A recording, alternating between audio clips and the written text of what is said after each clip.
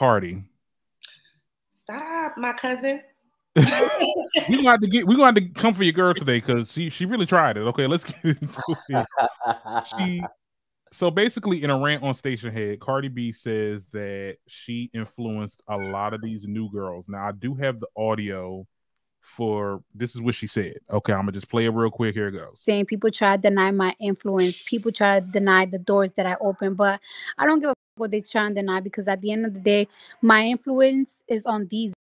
You know what I'm saying? My influence is on these videos, on these fashions, on these aesthetics, on the way these talk, on these characters. You know what I'm saying? Like, it's, you know what I'm saying? People could. It's undeniable. Okay, that couldn't be so far from the truth, but let's get into it. I got my 3-tier thesis here because I actually put a lot on for these notes. You just have a hate for this lady. No, I don't. I want to like her so bad. I have tried. You threw a shoe at what? Because I'm Barb. You threw a shoe at Nikki. You tried to, and I still tried to really try to give her the benefit of the doubt. Because Nikki got her shit with her. No. She was making up some Twitter beef. She made up some Twitter beef like she liked something negative about her child. Nobody was talking about her child. Look. Don't let me get into it. I'm about to go right back to 2018. Hold on. but I don't think Cardi should have said that shit though. Cardi, yeah, you so far off. I can hear a little Kim saying that. Absolutely. Nikki is not my favorite person in the world, but I can hear Nikki saying that. Cardi, slow down. She must have been feeling herself that day. She had a little bit too much champagne to drink. Excuse my cousin, y'all. But let me, and even still, I give her the benefit of the doubt. I'm going to give her that. I'm going to give her the benefit of the doubt. She has influenced a very small sector of these new female rappers. I will say that she, and I wouldn't say influence. I'll say open the door, right? But when you look at these examples of artists that are influenced of Cardi, like look at the material. Like I said on my TikTok, like these girls are burning matches. They're not lasting. They're not. There's no longevity. So she's influenced a era, like a lot of people said in my comments, of mediocre rap. That's not technically good. I mean, that's not something that I would. I know if I did some shit like that, I wouldn't be like, oh yeah, I influenced a lot of these girls. You did, but look at the material. Oh, it's just not. Look at the material. So wait, hold on. You don't think that I'm sorry. I'm just asking the question, Darren. Mm-hmm. You don't think that the new era of femcs are good? Just asking, yes or no. You don't think so? I think that there are some good artists. I can list you a couple that will see longevity. I think a Doja Cat, which is she's not influenced by Cardi at all. Mm-hmm. She has longevity because she's versatile. I think Megan Thee Stallion will have longevity, even though it's a little bit of a hiccup with her career with a couple of the albums that she's dropped. But I can see longevity with her because she's a little bit different. I'll even go as far. I'll give Lotto that. Lotto is different too. Like she has her. I can see her in other stuff as well. But everybody else, you better figure out. You better figure out what you're gonna do next. You better figure out what you're gonna do next, honey, because it's not working. It's not sticking. And I'm saying this. Another thing is, I think that it's too soon for Cardi to say that. You don't even have your tenure yet. You're like what, in the 6th year? How long has she been out? I mean, well, no. Listen, I agree with you on that one. She's only had one album. She's technically been out for about 3-4 years right now. Like that's not cool. But your homegirl Barbie, she's only have about 4 albums, and she's been out for about 11. She's not. But she has mixtapes too. And Cardi also has mixtapes too. Mixtapes and mixtapes. And you're talking to an artist when it comes to that. I get that, and mixtapes are cool, but realistically, the studio albums, like the mixtapes are the market and promotion to get people to know who you are. The albums, those are the things that set the trends. It establishes, like Darren just said, the longevity of what you're going to be as an artist. It sets it's not a tone setter. The mixtapes are the tone setter, but the albums is what keeps you lasting forever. You know what I mean? That's the timeless music right there. So in my opinion, if you're gonna have 4 albums, studio albums in 11 years, and it's not as if one of those albums went diamond or some Tupac Biggie stuff, yeah, like I need you to make more music. You know what I'm saying? So you can, because I have made a top 10 femcs all time. I do have Nicki Minaj as my number 1. But if you ask me who do I like more, Nicki or Cardi, I'm gonna say Cardi. I think Cardi is right now the most authentic femc out. All right. Now, me and Amma, we from Newark, so I'm about to say some Newark stuff right now, Darren. Don't act like you're not a part of this discussion, but hear me out. Cardi B is that young girl from the Spice, all right? Like, I know this woman, all right? Like, I know her. From the 15th floor, I know this woman. You know what I'm saying? Come out here. Hey, yo, why y'all always playing with my car when I come on here leaning? Don't do that. I like her. Don't do that. Like, yo, she shot out. You know what I'm saying?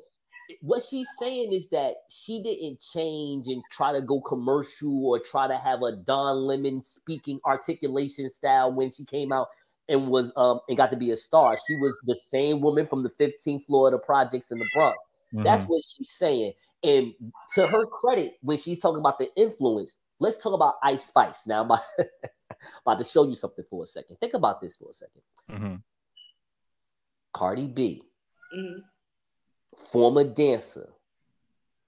Now, her story is much different because she was a former dancer that got on Love and Hip Hop, and then that just exploded her. Like you got to see this authenticity live and direct on television. It was undeniable. You weren't following her on Instagram before then? Say it again. You weren't following her on Instagram before then? That's no. I know her Instagram is serious too. You know what I'm saying? But I'm just like me. I'm a media TV head. Like I feel what you're saying. And maybe because I'm 38 and I watch television more than I watch the phone. Okay, I apologize. But when I saw Love and Hip Hop New York, when I saw Love and Hip Hop and I saw her on it, I was like, oh nah, somebody signed this woman. This woman shot out. Like I like her. Like it was like how they did with Kate Michelle, but she was different with it. Kate Michelle, I saw Superstar there. I said, oh nah, she gonna be more than what she is. Cardi B, I saw the same. They did her dirty. That's another story though. That's another story. That's another story. That's another podcast right there. You're right about that. So Ice Spice is a sister who technically come from the dancing background.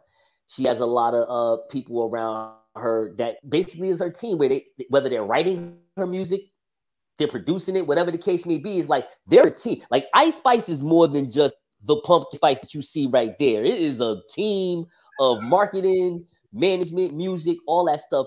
And I think that's where Cardi is talking about, like, we're like, yo, I had this dancing background and I blew up by not really necessarily changing my whole style and the way I talk. Like Ice Spice she talked like a Bronx chick.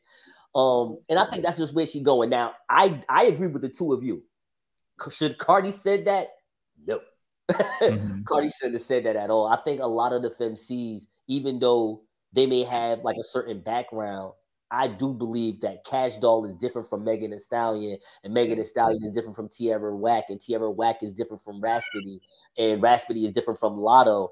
You know what I mean? Like, I'm not caring about how they dress or the sensationalize and all that, because I think they all look good. I like them. Even this new dark skin chick, her name is Scar or something like that. She look good. She doing her thing. Like, yo, like the FemCs of today, like this is just, for me as a hip hop guy, it's a special time right now. Yeah. And the fact that when you said that these new women of today, they don't sound good, it's not, I don't agree with that. What I think it is that we're in a time of independent music art. Everybody is like, hey, you know, my stuff is streamed on Spotify, Apple, and the way you do that now isn't going on Jimmy Fallon anymore. You can basically go on everybody's page. You know what I mean? Like everybody's page is the new Jimmy Fallon show, in my opinion, because the more Instagram accounts, the more Twitter accounts, the more TikTok accounts that you put yourself on and say your music is here, it's like people going to gravitate. They're going to know what's going on and they want to buy in. Because I've got the sister name that is, don't play with it, don't play with it, don't play with Lola it. Brooke. Yeah. She fire. On fire right now. Now, mind you, I can't tell you if she's going to be good or not, because that's all I know is just this one song. You know what I mean? But from what listen, I like that. Now, I do know about Cash Doll. I like her as a rap artist. She doesn't have a song that has broken her out into like mainstream. But again, she has a team around her. Like, listen, Cash Doll isn't just like she probably like living somewhere just regular in Texas, but her occupation is full-blown entertainer. It ain't entertainer and part-time grocery shopper, all right, or DoorDash. Right. They're doing it. They may not be on a major label yet, but it's like 10, 11 women that are. I don't mean it in the sense of it like they're all like not doing it. Like maybe I'm just not their target demographic. But the thing is, I think when I say that I don't see longevity, when they're dropping these albums and we're looking at the numbers. Right. I'm just like, oh my god, like Sweetie girl, how you get 2,000 streams?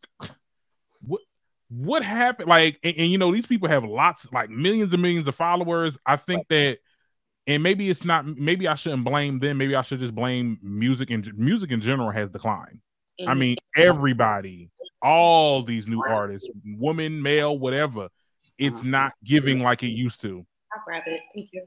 Right, but and I think that just goes into the reach, and now we get into like the business of music, because everybody's not necessarily signed to a label, right? And everybody, I don't know if you have discussions with your friends about the business of music, where people always talk about whether they want to go independent or getting a label, and always going to a label. And I always tell people, like, I know being independent always sounds good, right? Like, I can tell you ILLC, the late night flight, fine, but you think I'm going to tell you my annual reports? No, because there ain't no real money into it. Like, yo, you don't brag about stuff like that unless you really making some money. And the point I'm making to what I'm about to say is that Nicki Minaj, Cardi B, Megan Thee Stallion, those three women are signed label artists. They're on labels that are going to make sure their music is nationwide. They do for you what you can't do as an independent artist, which is distribution. If you came up, let's say we wanted to promote Ama as an artist right now.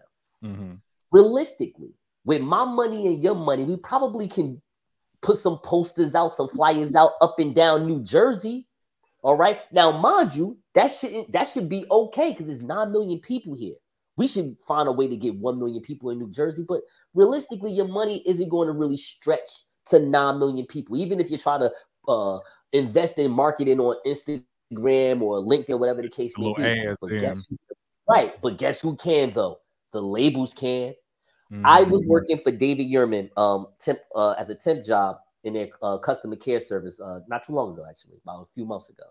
Long story short, because this was over the Christmas holiday, I got to meet with their marketing team. I had the biggest sale they ever had. I'm a temp worker. I think I should be there forever. I done scored a $60,000 sale off somebody, right? Mom, this is David Yurman. You got people just calling up talking about something. I want some $15,000 chain. This person we just had a nice conversation for an hour. All of a sudden, this man bought $64,000 of jewelry. I thought he was playing till it actually happened. And all I got was a BS $40 gift card from Amazon. Whatever. $40 on some Rodecaster mics for myself, but whatever. I mean, these things cost like $400. But anyway, we'll get into that. So I was talking to their marketing team when they introduced me to them because of the sell I made.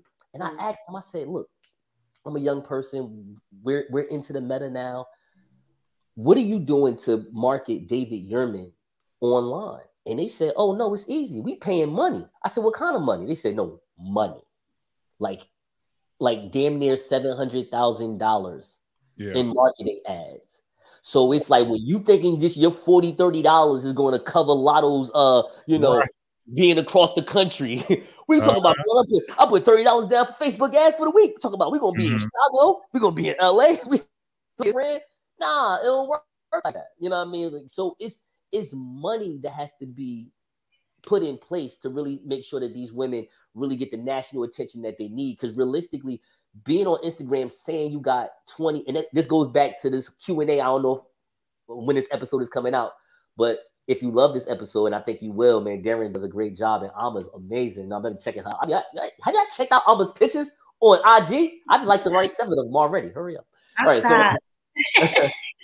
no, but it's like, the thing is that if you're not going to have a real investment, you know what I mean, for an artist, it's going to be very hard for you to really just move around. That's just the point that I'm making. You know what I'm saying? So I see these women, they're really doing a very good job. I think that they just don't have a team that giving them all the money in the world. Oh yeah, the point I was making about the Q&A that I made about the verified blue check is just like, yo, you can have 20,000 followers, that's fine, but if you're not selling, if I had 20,000 followers, Darren, I would be selling the late night flight each episode. Like I would have the latenightflight.com. Please come over here and buy the next episode. I got 20,000 followers. At least 5,000 of them should be buying this at $5 a pop. Why not? They should be loyal to me. Yeah, well, the problem is social media. When you sit there and tell them to go here, they hate it when you do that, and they'll make sure 2 people see it. That's right. But and this is just the era that we live in. So it's like, hey, Columbia Records, please sign me. So I got to go through all this BS. I know you're about to take 60% of everything, but listen, man. Right. Oh, please, let me tell you something. Spotify, all them podcast networks want to come up here. If they ever wanted to sit there and sign, I'm signing away. That's right. Hurry up. Because being independent is just not, I mean, it's realistically, you get to have freedom and control and whenever you want, you know, whatever. But like, no, sometimes I just want to get up here and just, you know, talk and then go, and then I have to worry about editing and promotions and get paid. And more importantly, get paid, so you don't have to go to training for some other job. You know what I'm saying? Unless you just really just wanted some extra money, like you know what I'm saying? But Spotify is like, here you go, here goes $70,000 a year, your budget for your podcast. You know what I'm saying? Have at it. Oh, go crazy! I'll do that. But back on topic, I will say, you know, in regards to Cardi, what I will say is, she did open the door. She opened the door for a lot of these labels to now want to invest in female rappers. We've seen it happen. We've seen Nicki for however many years she was in, you know, at the time, be like the successful artist. And then we see Cardi come out. Okay, well, this might be a good investment. Let me get, everybody wanted a female rapper now. All the labels wanted their own little female rapper. And that's exactly what happened. So she opened the door. But I don't think the influence, I just don't see it with these other artists. They may sing the same stuff, like the stripper rap and whatever the case is. You know, they might, you know, talk about their parts a little bit more, which they should have full autonomy of doing. Like, I don't care, you know, what you rap about, right? But the influence, and she was saying like, oh, you know, they be talking like me and they be dressing, and this, I'm like, what? Nah. You shouldn't have said that. Now, I think that girl was hyping her head up. She's drinking that with Offset. Nah, she's drinking that Sizzy with Offset. That's what she's doing. No, I think that girl that she was interviewing with was hyping her up. She said, "No, girl, you are the blueprint." What? What did he say? I don't know about that. I'm like, maybe you don't know too much about that. Go back a little bit. But no, I think I love how. Let me tell you something. Like, when Cardi first came out, when Bodak Yellow like went #1, like there was this big promotion for her to go #1. I was elated. I wanted there to be multiple female rappers. Let's be very clear. Yes, I'm a Barb, but like I wanted like other female rappers at the same time. Like it's cool now. I'm glad. I'm upset that they don't all get along, but like, well, the new ones get along, but they just don't get along with Nicki. But whatever. I like seeing her. I loved her story. I think she's very relatable, and I think that's what the thing is. Like, she's relatable to a lot of people, and I think that's why she works, because people will support, like you just said earlier. People will buy your forks. You get what I'm saying? If you can get people to really hone in on your story, and I don't know. I mean, I think look, Cardi. She definitely opened doors, influence. I would have said that. I would have fixed that a little bit better. I hear what she's saying, but then again, you know where she's from. She just needs a little bit more etiquette, I believe. Yeah, not a little bit more etiquette. No, she do. But then she'll lose being relatable. Just think about what she says. I think that she's forgetting that you are not that girl that was on Instagram. This shit not funny no more. Like, we need to tighten up and get it together. Be profesh, okay? And when you get out, Lord, be like, Lord, fuck these niggas. You know, yank your wig off, because I do it all the time. Okay. Right. Yep. I'm like, oh, I can't wait to get the fuck out of here. My head be like, oh my God, I can't wait to leave these people. But my thing is this, girl, drop your next album. What is going on? What is happening? She been dropping like singles with people. Been on people's singles. Don't what be the music. She's still working. Nah, drop your album. I'm with you. Drop Darren. your album. Come on. No, because look, Invasion of Privacy was a good. Okay. Okay. And a lot of this stuff is going platinum now. I'm hearing a lot of the songs from the album, which is it's holding relevance. I think she's been rated like one of the most best selling albums. Like Invasion of Privacy was one of the best selling albums in the century. Which I'm like, from a female rapper, from a single standpoint, like she has a couple of singles, 2-3 singles that like they went like 8 platinum off that. The singles, yeah. So I'm with you on what you're saying. Yeah, most definitely. Yeah, so I mean, maybe somewhere down the line she can say that she can have that conversation, but I don't know about now, child. We gonna have to see what's your recent works, okay? What they say to Monique? When she tried to get that thing with Netflix, he's like, "What have you been doing recently? What's your resume?" That's the crazy thing about it. The entertainment business is fucking cutthroat. It's cutthroat, okay.